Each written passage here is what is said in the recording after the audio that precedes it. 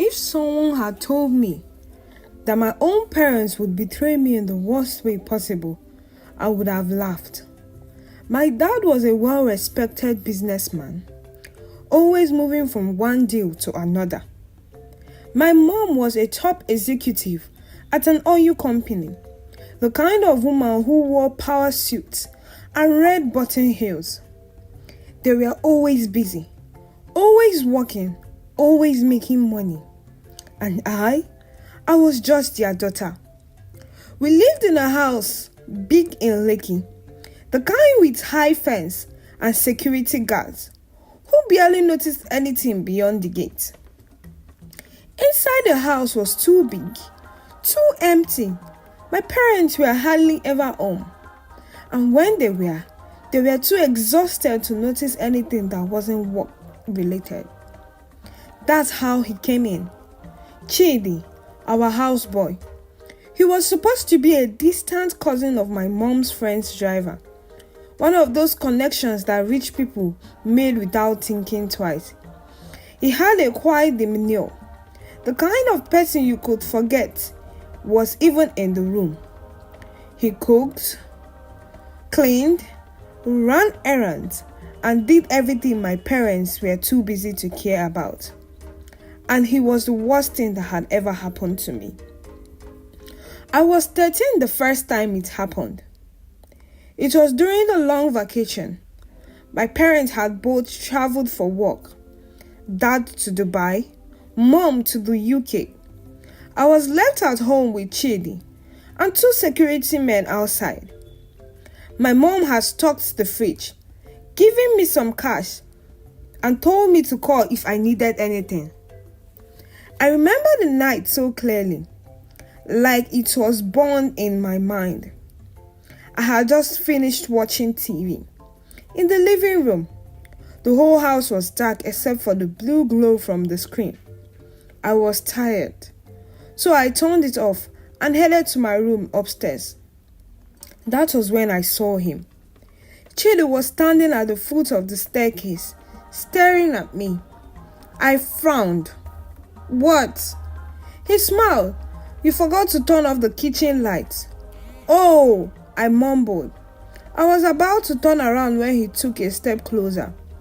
You're going fast, small madam, he said. His voice too soft, too familiar. You are becoming a fine girl.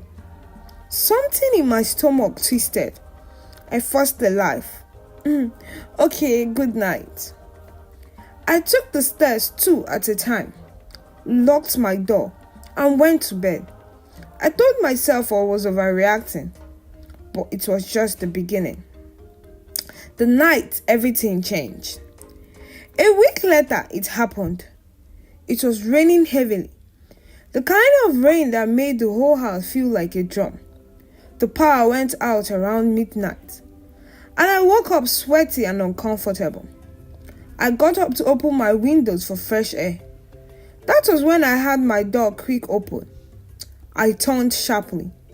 Chidi stood there, shouted against the dim hallway light. Why are you here? I stammered, heart hammering. He didn't answer. He stepped inside and closed the door behind him. I backed away. Leave my room. Shh, he whispered. You will wake the guards. The next minutes were a blur of struggle, muffled screams and tears. My small body was no match for his strength. When he was done, he wiped his hands on my bedsheet and looked at me, eyes empty. If you tell anyone, your parents will send you to boarding school, or worse, he'll blame you. Then he left, and I stayed in bed, staring at myself, staring at the ceiling, feeling like something inside me had been broken forever.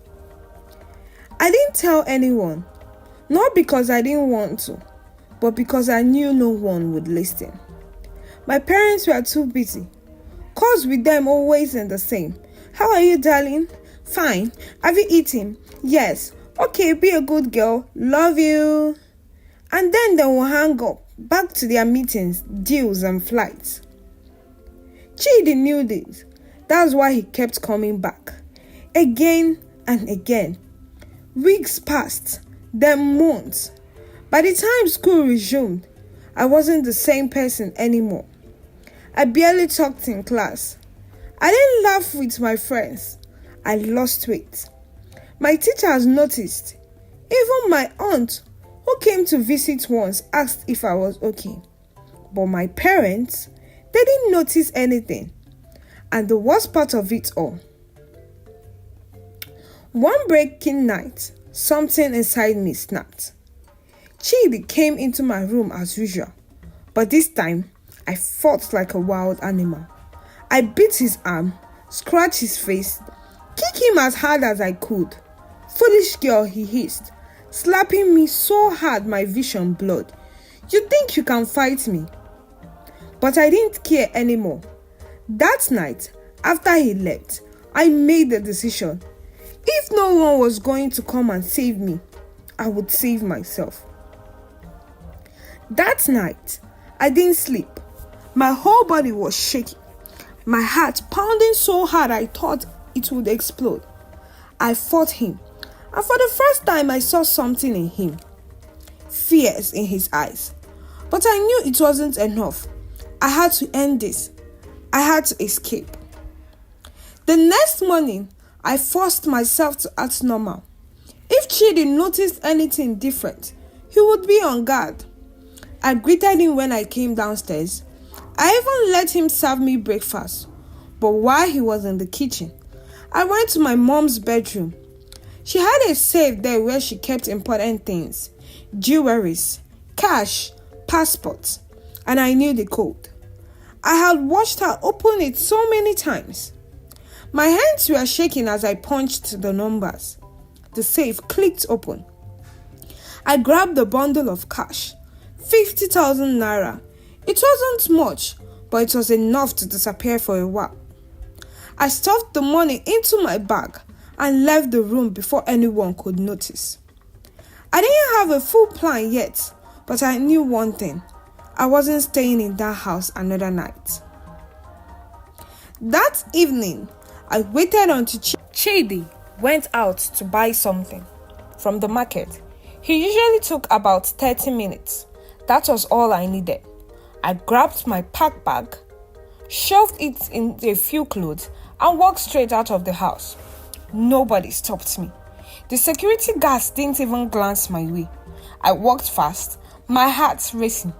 When I got to the main road, I flagged down a keke and told the driver to take me to the nearest motor park. Where you they go? He asked. I hesitated.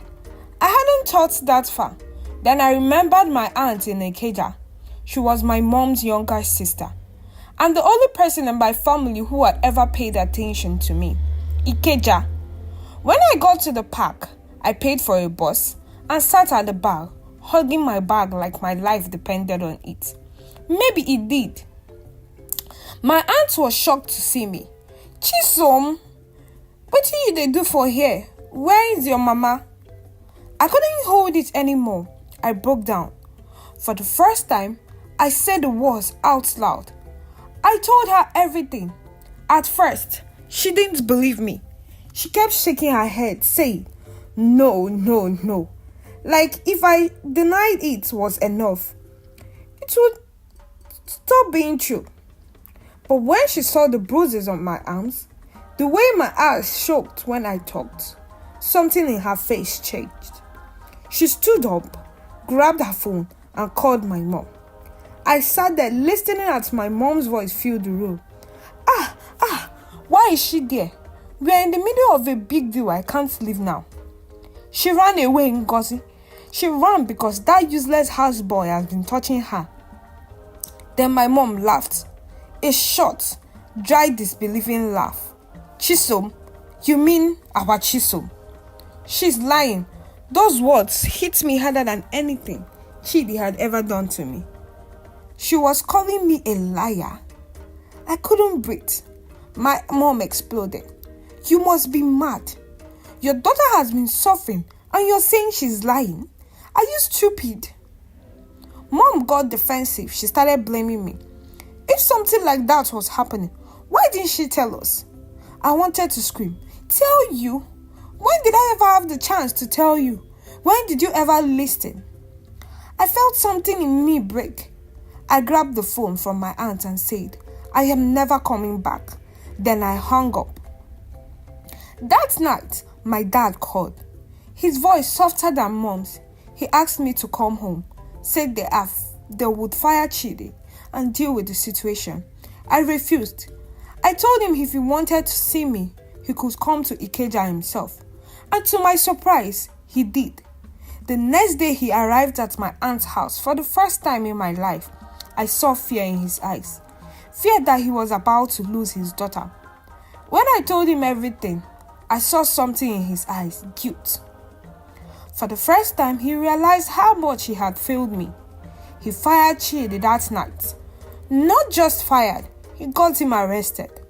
Mom tried to fix things, but I was done with her. I couldn't forgive her, not yet. Maybe not ever. I stayed with my aunt for a long time. She took me to therapy, helped me heal. My parents tried to do better. Dad showed up more. Mom, well, she tried. But some wounds don't heal easily. And some betrayers you never forget. Hey besties, we have come to the end of this amazing and interesting stories. If you enjoyed, don't forget to like, subscribe, and click on the notification bell so you will never miss on whenever I post a new story to come your way next time. Bye.